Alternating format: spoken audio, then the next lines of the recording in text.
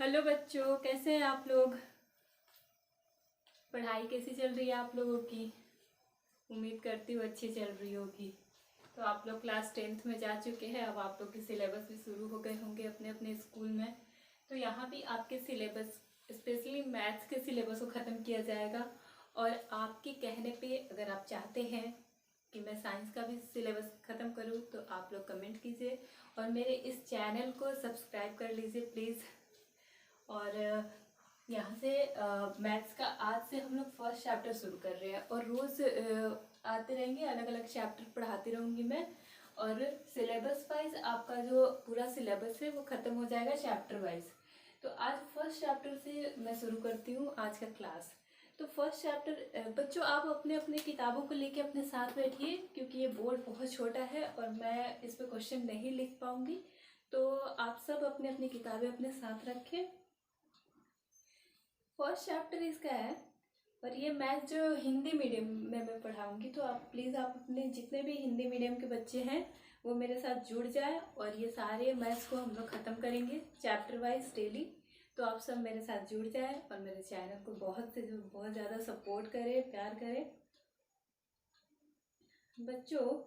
इसमें जो पहला चैप्टर है वो है वास्तविक संख्याएं। वास्तविक संख्याएं क्या होती हैं।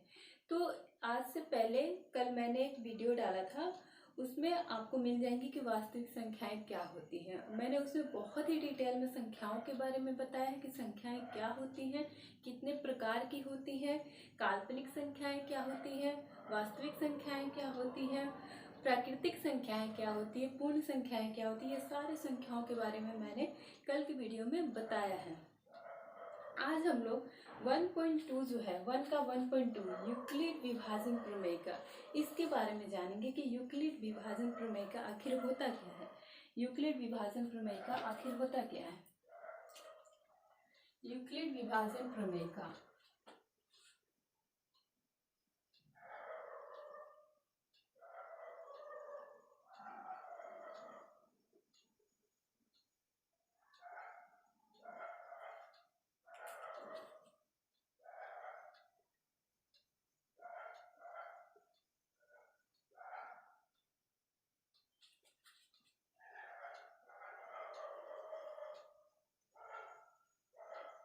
यूक्लिड विभाजन प्रमेय का क्या होती है, इसके बारे में आज हम लोग जानेंगे।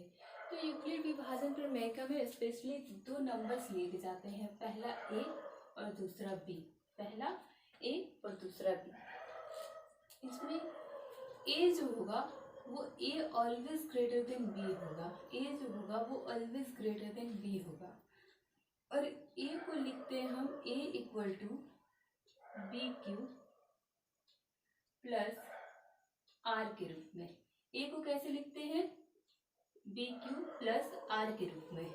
ये ए का फॉर्मूला एक तरह से मान लीजिए, यही यूक्लिड विभाजन प्रमेय का ये सूत्र है। इस सूत्र को आप ध्यान में रखेंगे और उसको ऐसे डब्बे बनाकर ऐसे इम्पोर्टेंट कर देंगे अपनी कॉपी में, अपने नोट्स में, ताकि ये आपको याद रहे। ठीक है। इसमें आर क्या होता है, आर जो होता है ना वो होता है शेष। ऐसे लिखेंगे, जहां आर इक्वल टू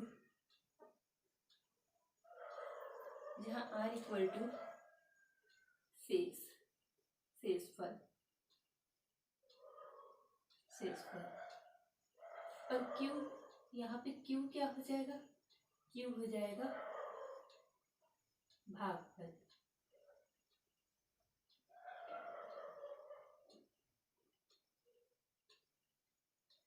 आर क्या हो जाएगा, शेषफल, और क्यू क्या हो जाएगा, भागफल। सॉरी बच्चों, बी यहाँ पे भागफल हो जाएगा। ठीक है, आर हो जाएगा शेषफल और बी हो जाएगा भागफल। सॉरी। अब यहाँ से हम एक और चीज देखेंगे।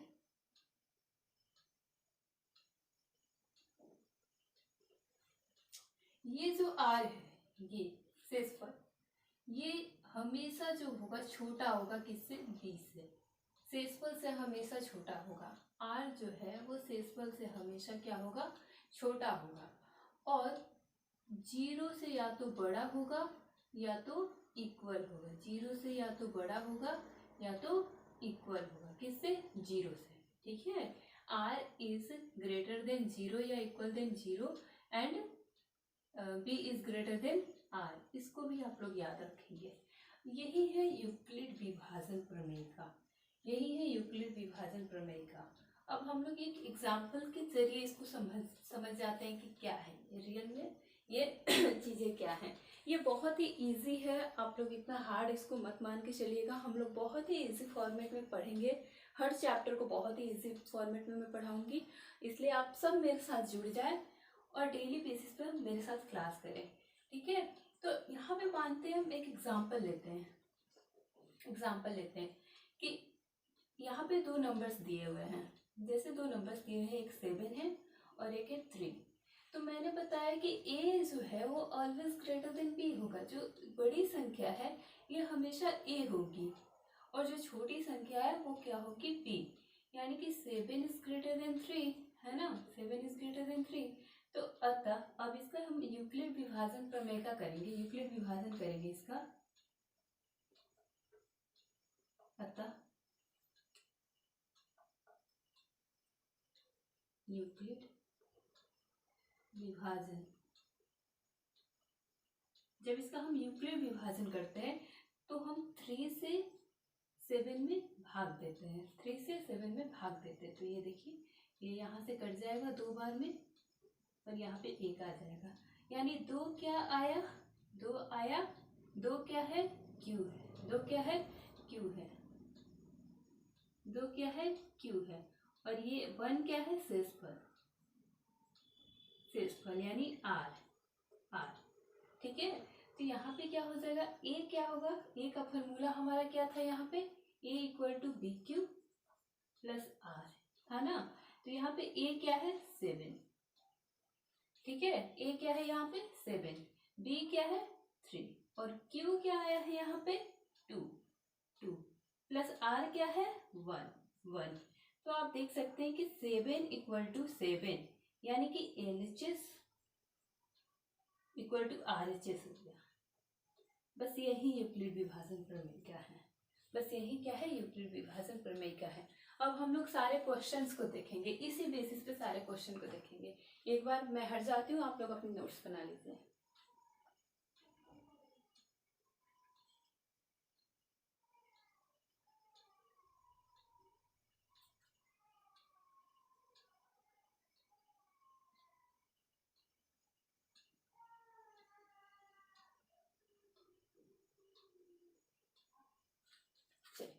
अब हम लोग क्वेश्चन 1 को देखते हैं। मैं मिटा रही हूँ, आप लोग वीडियो स्टॉप करके अपने नोट्स को बना लीजिएगा।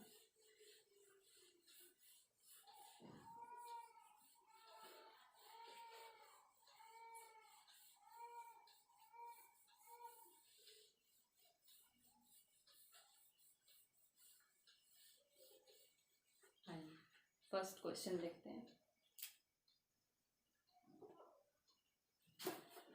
आप लोग बुक खोल लेंगे अपना अपना।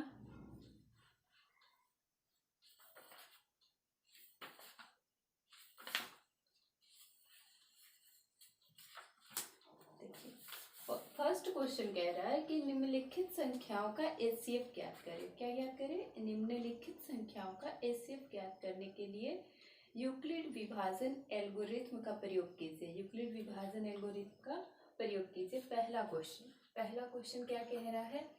पहला क्वेश्चन कह रहा है कि निम्नलिखित संख्याओं का एचसीएफ ज्ञात करने के लिए यूक्लिड विभाजन एल्गोरिथ्म का प्रयोग कीजिए। ठीक है, यूक्लिड विभाजन अभी मैंने बता दिया आप सबको। तो ठीक है, पहला क्वेश्चन क्या कह रहा है?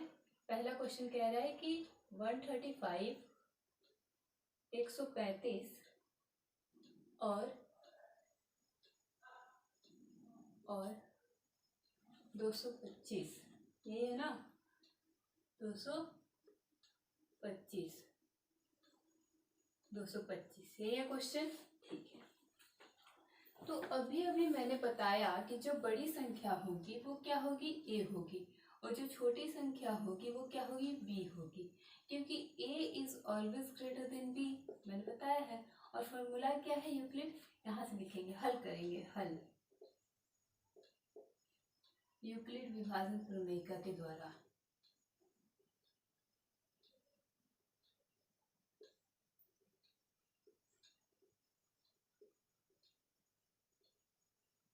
यूक्लिड विभाजन प्रमेय द्वारा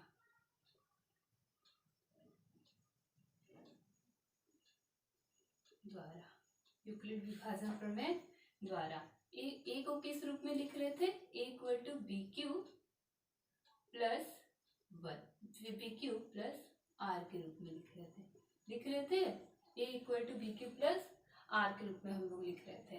तो यहाँ ए क्या है? ए है 225, है ना, और बी क्या है? 135, ठीक है। इसको हम लोग लिखेंगे प्रथम चरण।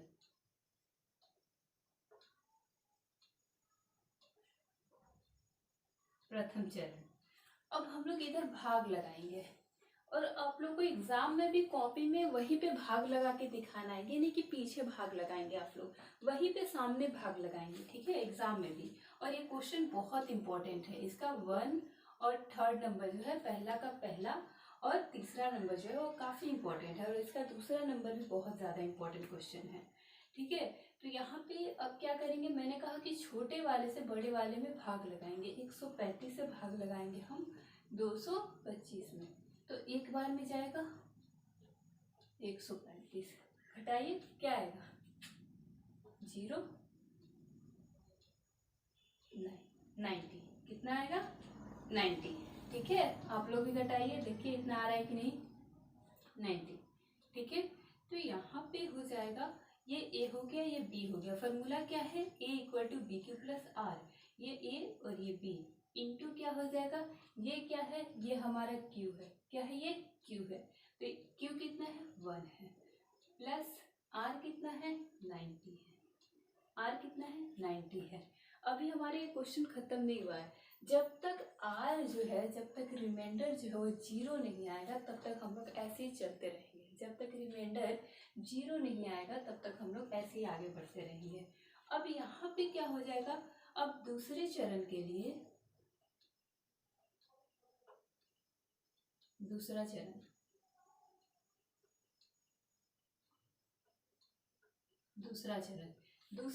के लिए 135 जो है वो ए हो जाएगा और 90 जो है वो बी हो जाएगा, ठीक है। तो अब 90 से हम 135 में भाग लगाएंगे, कितने बार में जाएगा? एक बार में।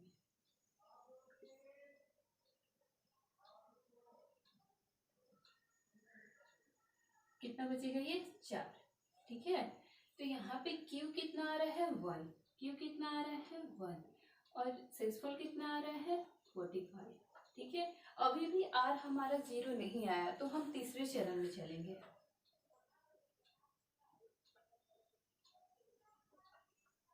तीसरा चरण, इसके लिए A क्या हो जाएगा? 90,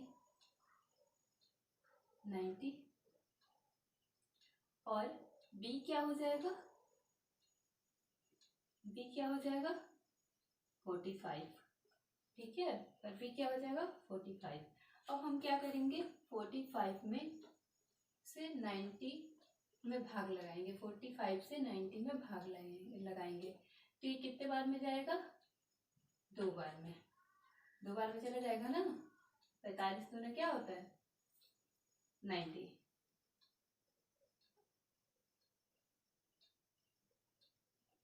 45 दूना 90। ये देखिए हमारा जो रिमाइंडर क्या आ गया? 0 आ गया। शेष कितना आ गया? 0 आ गया। यानी ये क्या है? Q है। तो 45 इंटू 2 प्लस 0 अतः अब हम क्या कह सकते हैं, यहाँ पे लिखेंगे लास्ट वाला लाइन कि अतः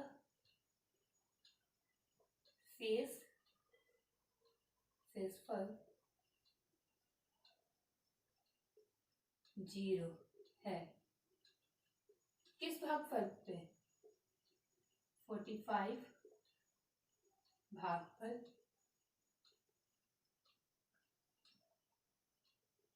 पर। 45 भागफल पर क्या है? भागफल। बताया था ना मैंने कि b इक्वल टू क्या है? b क्या है? भागफल। तो 45 भागफल पर क्या है? शेषफल 0 आया, यानी कि HCF क्या हो गया? HCF हो गया 45। आंसर बहुत इजी है। ये हमारा पहले का पहला क्वेश्चन है।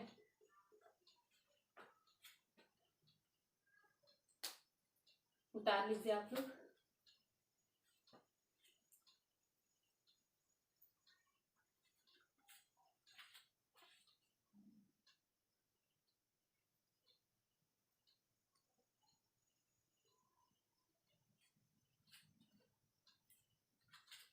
चलिए अब हम लोग दूसरा क्वेश्चन देखते हैं, पहले का दूसरा क्वेश्चन।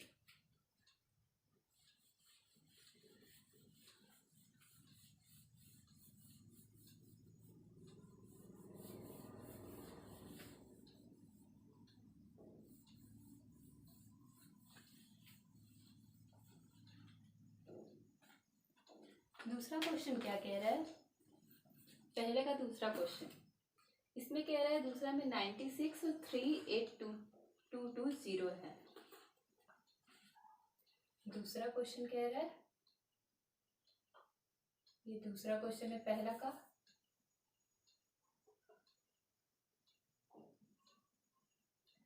वन 96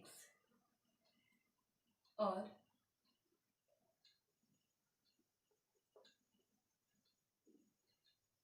382220 यही है, ठीक है।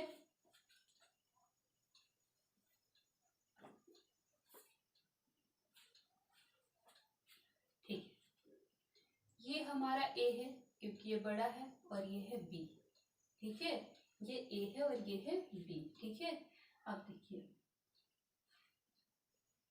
अब क्या है कि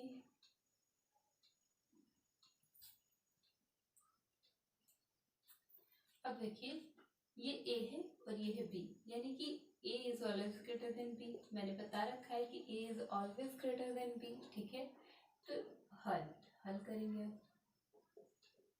क्या, यूक्लिड विभाजन प्रमेय द्वारा। जैसे मैं लिख रही हूँ, ये जैसे भी मैं लिख रही हूँ आप सब अपने नोट्स में ऐसे लिखेंगे और एग्जाम में भी बिल्कुल वैसे ही लिखेंगे, इस पे बहुत अच्छे मार्क्स मिलते हैं।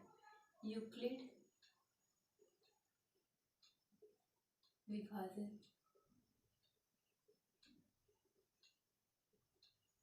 प्रमेय द्वारा, यूक्लिड विभाजन प्रमेय द्वारा एक किस रूप में लिखा जा रहा था, बी क्यूब प्लस आर के रूप में लिखा जा रहा था ना, लिखा जा रहा था। तो ए क्या हो जाएगा 38220 हो जाएगा और डी क्या है 196 है। अब 196 में इसमें भाग लगाएंगे, कॉपी पे वहीं पे आप लोग भाग लगाएंगे, साइड में एग्जाम में भी पीछे भाग नहीं लगाएंगे, मैं बार बार बोल रही हूँ। 196 में 38220 में भाग लगाइए, लगाइए भाग। कितना आ रहा है किसका, पहले तो 1 बार में ले जाएंगे, एक बार में कितना आ जाएगा,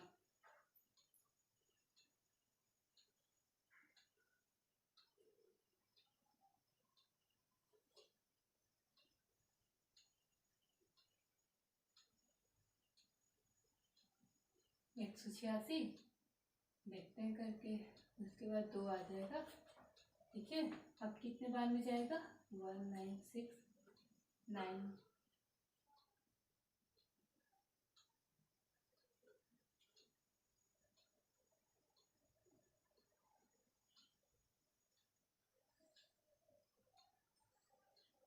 1764 9 बार में कितना हो रहा है 1764, कितना जाएगा घटाने पे 8 0 0 नहीं 9 9 ये कट गया और ये 0 आ गया यहाँ पे, ठीक है। अब कितने बार में जाएगा 196 को अगर 5 से ले जाए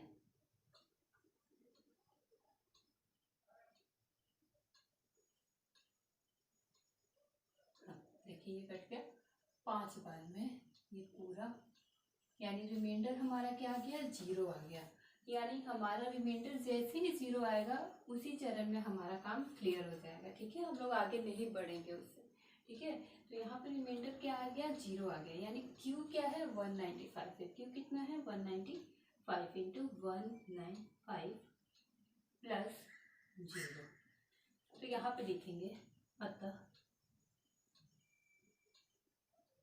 r या शेषफल, अतः शेषफल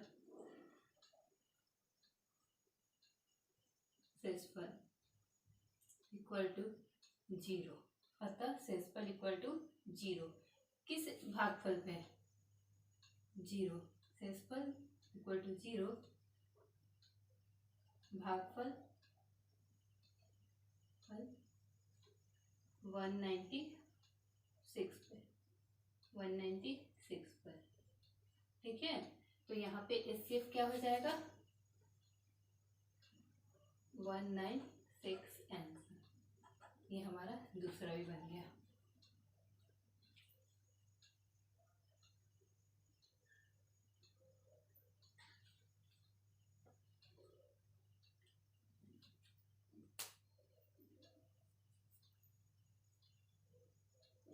चलिए हो गया। अब हम लोग इसी का तीसरा नंबर क्वेश्चन बनाते हैं। समझ में आ रहा है आप लोगों को? जहाँ भी जिसको समझ में नहीं आएगा वो मुझे कमेंट कर देगा, मैं अगले क्लास में उसको बता दूंगी। ठीक है,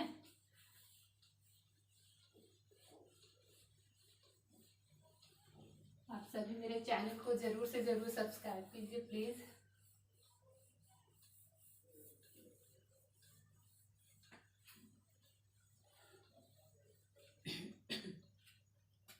अब आइए हम लोग तीसरे क्वेश्चन को देखते हैं। पहला का तीसरा क्वेश्चन क्या है?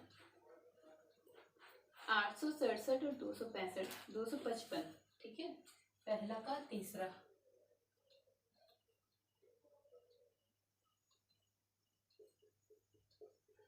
तीसरा नंबर क्वेश्चन, पहला का तीसरा नंबर क्वेश्चन क्या कह रहा है? 867 और 255, 255। ठीक है, 800 आप लोग अपने बुक को लेके बैठेंगे। ठीक है, क्योंकि बहुत ही छोटा सा बोर्ड है, इसमें मैं इतना क्वेश्चन नहीं लिख पाऊंगी, इसलिए मैं बोल रही हूँ कि आप सभी अपने अपनी किताबों को लेके अपने साथ बैठिए। क्वेश्चन आप लोग देखते रहिए उसमें से, और मैं यहाँ पे सोल्यूशन बताते जाऊंगी। ठीक है, सॉरी। ये देखिए यहाँ पे अब तक आप लोग को पता चल गया होगा कि ये ए हो जाएगा और ये क्या हो जाएगा? बी। ठीक है, ये क्या हो जाएगा? ए और ये हो जाएगा बी। ठीक है, अब हल करते हैं इसको। ए किस रूप में लिखा जा रहा था? ए लिखा जा रहा था बी क्यू प्लस आर के रूप में, ये भी बता चुके हैं। ठीक है, ये भी बता चुके हैं। अब आ जाइए हल। यूक्लिड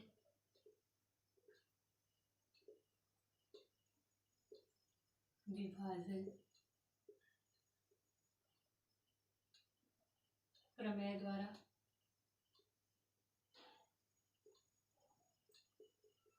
यूक्लिड विभाजन प्रमेय द्वारा। ठीक है, ए कितना है? 867, चरण 1।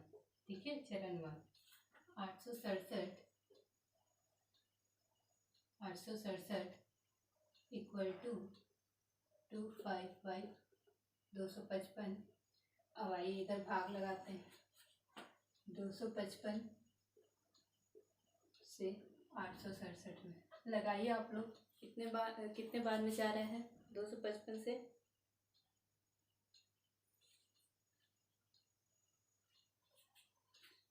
ये देखिए कितने बार में जाएगा। अगर हम इसको 3 बार में ले जाएं, 3 बार में, तो क्या हो जाएगा?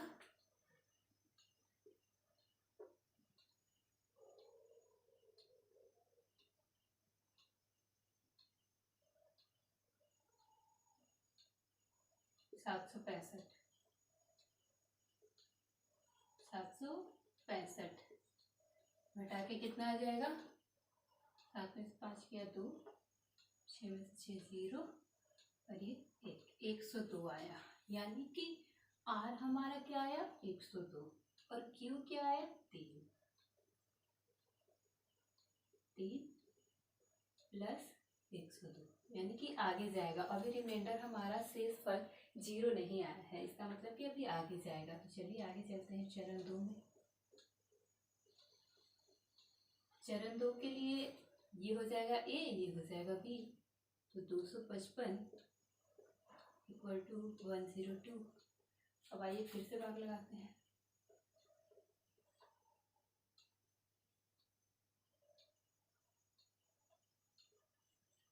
लगाइए आप लोग, कितने बार में जा रहा है बताइए हमको। 2 बार में अगर हम इसको ले जाएं, ये 204 हो जाएगा। घटा के कितना आएगा, 1 5, यानी कि इस पर क्या आया, 2 + 51। ठीक है, 2 + 51। अब चरण 3 में चलते हैं, क्योंकि अभी R हमारा 0 नहीं हुआ है, अभी R हमारा 0 नहीं हुआ है, तो हम चलेंगे चरण 3 में। चरण 3 में इसके लिए A कौन सा हो जाएगा, A, और ये हो जाएगा B, यानी कि 102 इक्वल टू 51। अब भाग लगाते हैं। 51 में 102 से कितने बार में जाएगा, 2 बार में जाएगा ना, 102 बार में। तो यहाँ पे क्या हो गया, ये हो गया हमारा Q 2 और R कितना हो गया, 0। अतः यहाँ पे लिखेंगे, अतः शेषफल 0 किस पे, 51 भागफल पर। अतः HCF इक्वल टू 51 आंसर। ठीक है, HCF इक्वल टू 51 क्या हो गया, आंसर हो गया। आप लोग एक बार लिख लीजिए, नोट्स बना लीजिए।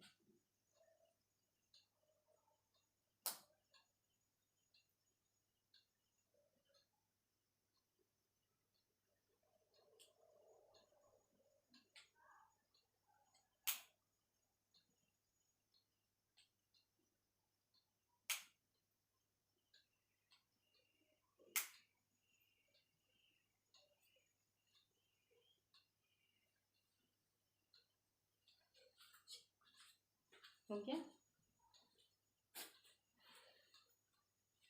आइए हम लोग दूसरा क्वेश्चन पढ़ लेते हैं।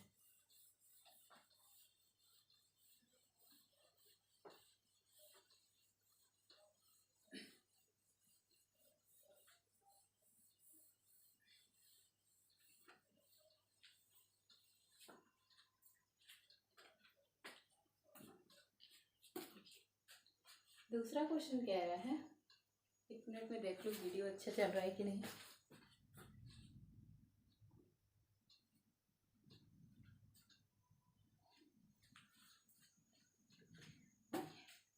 दूसरा क्वेश्चन क्या कह रहा है वो हम लोग देखिए। दूसरा क्वेश्चन कह रहा है, आप लोग अपने अपने किताबों को अपने साथ ले लीजिए। ये क्लास 10th की बुक है, उसका फर्स्ट चैप्टर मैं पढ़ा रही हूँ अभी, तो प्लीज़ आप लोग अपना बुक अपने साथ लेके बैठिए, मैं पढ़ रही हूँ, आप लोग मिलाइए।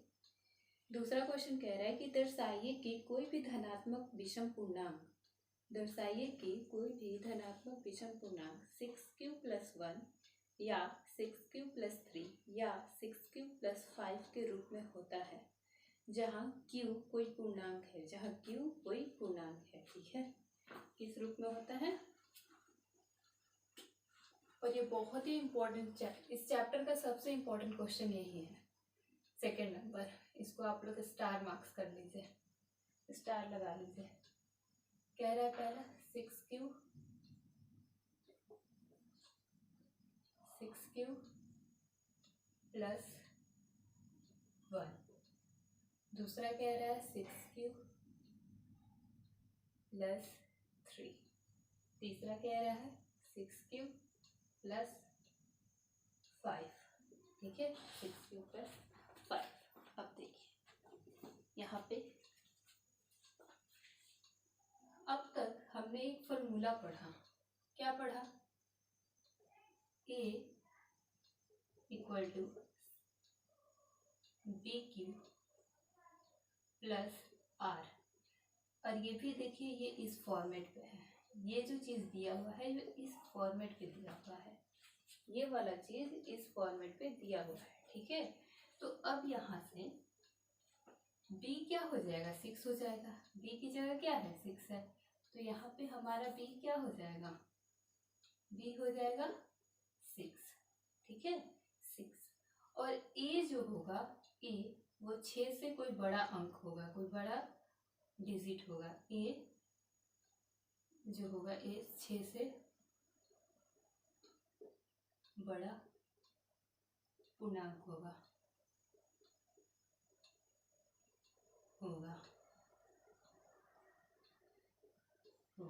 ठीक है। ए से बड़ा ए 6 से बड़ा पूर्णांक होगा, ठीक है, क्योंकि A is always greater than B, ठीक है, A is always greater than B. अब देखिए यहाँ पे आर क्या दिया हुआ है, मैक्सिमम 5 दिया हुआ है। और हमने शुरू में एक बताया था कि आर जो होता है वो छोटा होता है बी से, और इक्वल या छोटा बड़ा होता है 0 से, ठीक है। या तो 0 के इक्वल होगा या तो बड़ा होगा 0 से। तो यहाँ पे आर हम क्या मानेंगे, इन सब के लिए आर का हम वैल्यू मानेंगे। क्या माना, आर इक्वल टू, या तो हम 1 मान सकते हैं, हम 0 भी मान सकते हैं, 0 1 2 3 4 4, ठीक है, 4 तक के डिजिट हम मान सकते हैं, ठीक है, 4 तक के डिजिट हम मान सकते हैं।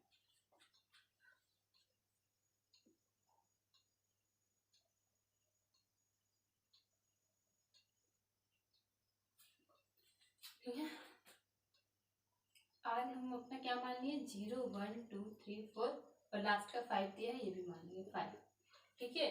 आर हमारा क्या हो सकता है, या तो 0 हो सकता है, या तो 1 हो सकता है, या तो 2 हो सकता है, या तो 3, या तो 4, या तो 5। क्यों, क्योंकि यहाँ पे b क्या दिया हुआ है, 6, क्योंकि b क्या दिया हुआ है, 6, और r जो होगा वो 6 से हमेशा छोटा होगा, 6 से क्या होगा, छोटा होगा, क्योंकि यहाँ पे देखिए r is lower than b, यानी कि जब b दे दिया है 6 तो r क्या हो जाएगा, या तो 1 होगा, या तो 2 होगा, या तो 3 होगा, या तो 4 होगा, या तो 5 होगा। और इसी में अब हमें बताना है r के वैल्यू को पुट करके हमें बताना है कि कौन सा पूर्णांक जो है वो विषम आ रहा है। बस विषम का ही बताना है कि कौन सा पूर्णांक इसमें विषम आ रहा है। तो चलिए आइए देखते हैं चरण चरण एक। यहाँ पे r इक्वल टू सबसे पहले 0 मानते हैं, r इक्वल टू 0, ठीक है। तो क्या हो जाएगा, 6 प्लस 0, क्या हो जाएगा, 6 प्लस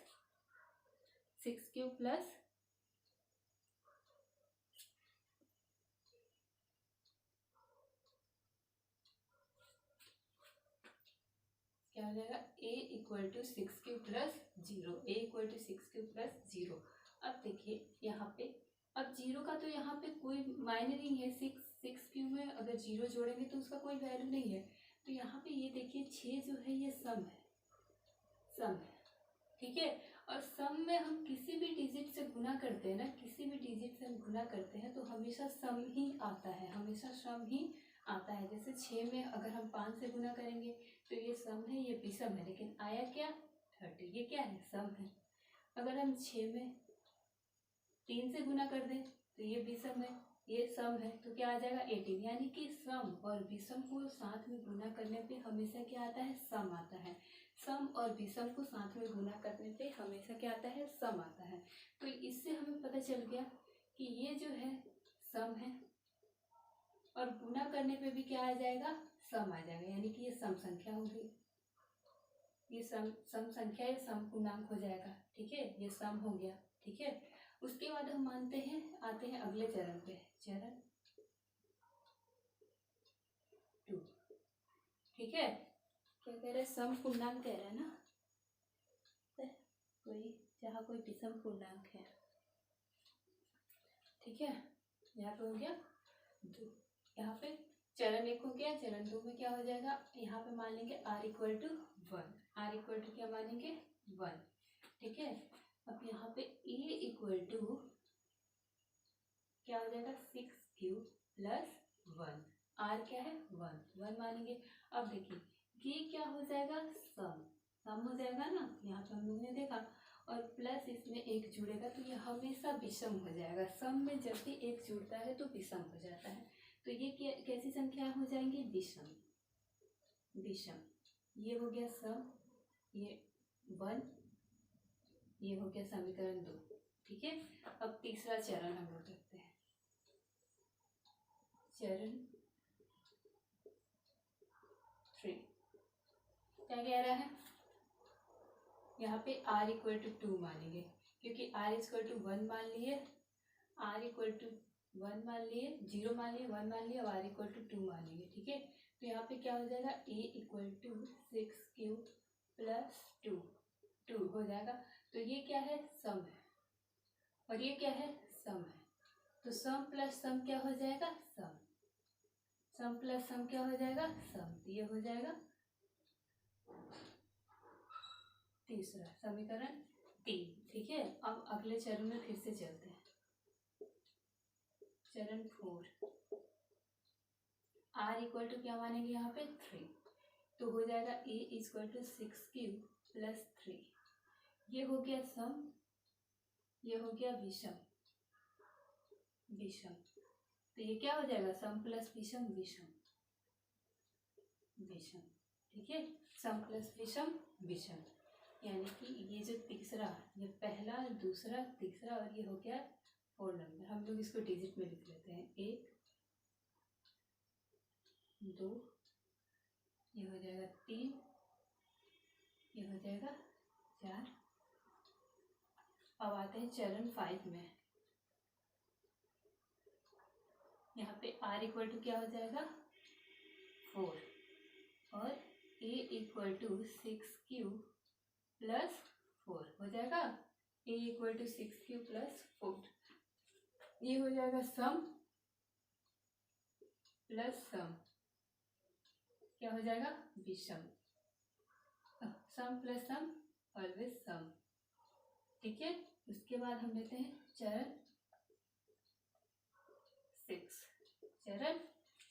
ये रहा चरण 1 2 3 4 और 5, और ये 6। चरण 6 में क्या होगा, r इक्वल टू क्या हो जाएगा 5, तो यहाँ पे हो जाएगा a equal to 6 plus 5, a equal to 6 plus 5। अब देखिए ये हो जाएगा सम, और ये हो जाएगा विषम। तो सम प्लस विषम क्या हो जाएगा, विषम। तो यहाँ पे लिखेंगे कि अतः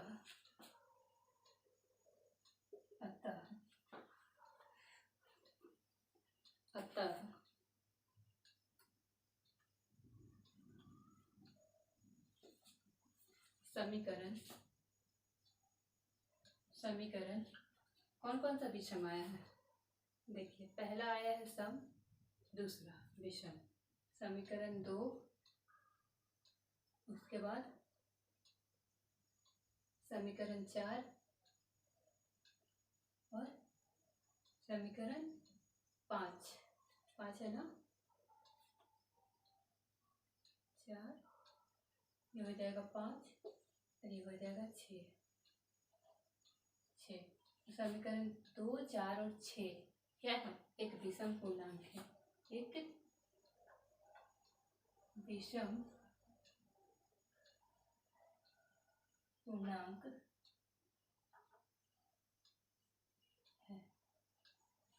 एक विषम पूर्णांक है।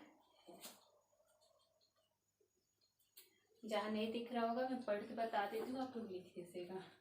अतः समीकरण 2 4 6 एक विषम पूर्णांक है, 2 4 6 एक विषम पूर्णांक है। उतार लीजिए आप लोग।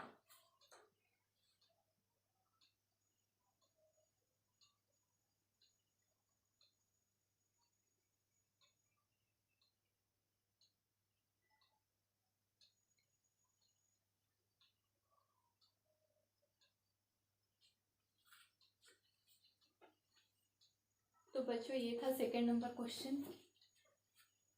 जिसको भी प्रॉब्लम हो जहाँ भी, वो मुझे कमेंट करेगा, मैं अगले क्लास में उसको डिफाइन कर दूंगी, बता दूंगी। ठीक है, आप लोग इस चैनल को सब्सक्राइब कर लीजिए और जुड़ जाइए मेरे चैनल से। ठीक है, और ज़्यादा से ज़्यादा मेरे चैनल को शेयर कीजिए। और हम लोग रोज़ इस चैप्टर को ख़त्म करेंगे, इस बुक को डेली बेसिस पे यहाँ पे ख़त्म किया जाएगा। ये चैप्टर 1.1 का 2 क्वेश्चन आज ख़त्म हो गया। अब कल अगले पार्ट में 3 क्वेश्चन इसका ख़त्म कर दिया जाएगा। ठीक है, क्योंकि ज़्यादा पढ़ने से क्या होता है, यहाँ पे प्रेशर पड़ता है, इसलिए क्या करेंगे हम लोग छोटे छोटे क्लासों में और अच्छे से मज़े के साथ पूरे सिलेबस को ख़त्म कर लेंगे। ठीक है, तो मेनली 30 मिनट्स या 35 मिनट्स की वीडियो होंगी, उसमें आप लोग, अब इसका एक अलग अगला पार्ट आएगा, उसमें ये चैप्टर ख़त्म हो जाएगा।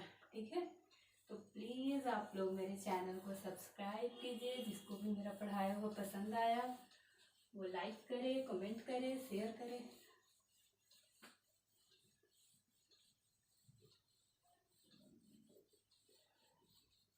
चलिए, थैंक यू, बाय।